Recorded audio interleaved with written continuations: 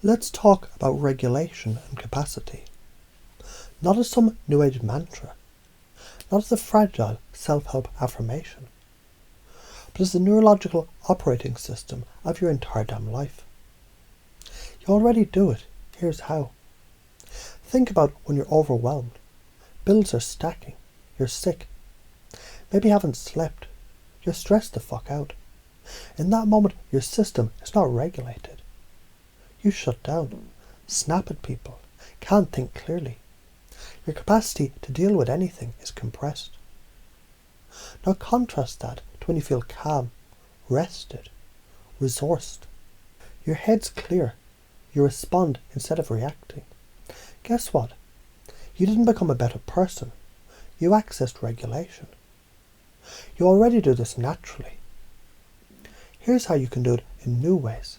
Simple. Slow the fuck down. Trauma rushes in fast. Healing, ironically, walks barefoot. Notice your body, instead of outsourcing your reality to your overthinking, goddamn anxious mind. Interrupt autopilot. Say, what am I actually feeling? Not what should I be doing? Why is it so important?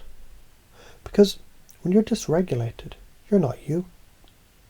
You're a glitching bundle of unmet childhood need, dressed in adult responsibilities. You can't show up in relationships, can't think strategically, can't trust your own damn choices. Dysregulation steals your future and loops your past. What does science say? Trauma dysregulates the autonomic nervous system. Your vagal tone, parasympathetic engagement, is what allows your system to return to baseline after stress. Regulation isn't calmness, it's flexibility. Scientific translation. Regulation is the ability to oscillate between sympathetic activation and parasympathetic rest and digest without getting stuck. You become resilient, not robotic. So why are you afraid to feel? Because somewhere along the way, some dysregulated adult panicked when you showed pain and made you responsible for their emotional incompetence. You learned crying is punishment, feeling is rejection, needing is weakness. So now you act fine and push through, while your soul leaks out the side of your chest and your body throws symptoms like flares. How does confusion open the brain for change? Confusion is a pattern interrupt. The brain doesn't like gaps. When we break habitual pathways, even through a fuck ton of swearing or wild metaphors, it opens a window of neuroplasticity. Confusion creates openness. Openness is where new pathways form. You're here listening to this because your subconscious has already opened the door. I'm just walking through it. Why are you stuck in the limiting beliefs? Because they served you once. They kept you safe. Don't speak up. Prevented parental wrath. Don't rest. That earned love. Don't feel. That avoided abandonment. They were adaptive. Now their outdated code crashing your operating system. Here are the top patterns that fuck us up. Chronic overfunctioning. Avoiding emotions to stay in control. Seeking validation through sacrifice. Hustling for self-worth. Spiritual bypassing instead of feeling. These need pattern annihilation, not positive thinking. So how do you pace and lead others out of their bullshit using this? First, match their world, mirror their beliefs, emotions and somatic patterns. Then tilt the frame.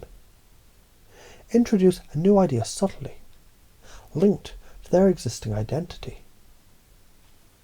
You've survived this long by shutting it down. What if real strength now means letting it in and choosing consciously?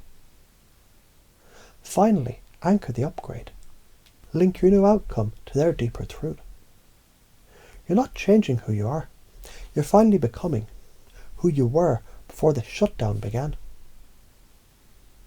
Now, as you hear these words, you don't need to try to believe anything, because something deeper already knows.